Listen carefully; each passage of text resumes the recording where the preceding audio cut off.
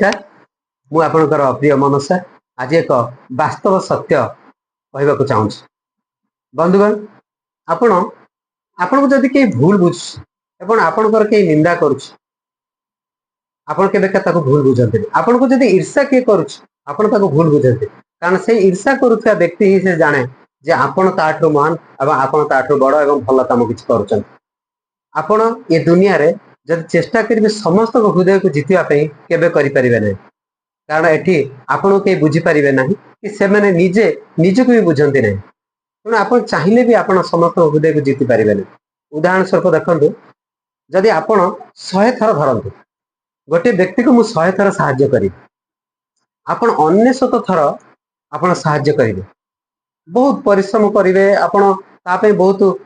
माने समस्या फेस करेंगे किंतु 99 थर आप साहाय्य करेंगे लास्ट थर जो 100 टाइम जोटा हम से 100 टाइम आपंकर कौन से गोटे असुविधा थी आप साहाय्य करें ना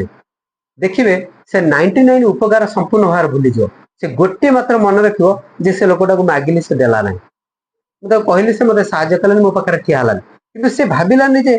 ता पूर्व से 99 थर साहाय्य कर हुए तो तार किसी समस्या थाईपे से मत साहाय्य कला ना आप बिल्कुल बुझीपारे ना तेणु आपड़ अजथा क्या बुझा चेष्टा कर जी जमी बुझे से बाट रहा दियो उदाहरण स्वरूप ये भगवान भी निस्तार पाई ना देखो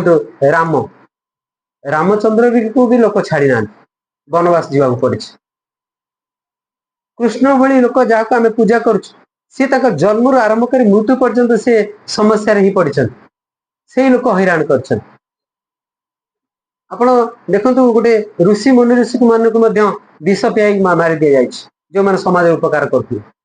आम प्रभु जीशु को देख जीशु को ये लोक कुशविध कर कौन समाज करते किंतु ये मनुष्य कहार की छाड़बन तेणु स्थिर हो जातु जी आपण को ईर्षा करुच्छ आपण को ऊपर जलुच से लोक ही जानी आपण किसी भल कम कर ईर्षा कर तेणु कहारी कथा शुणुनी आगू चलते धन्यवाद।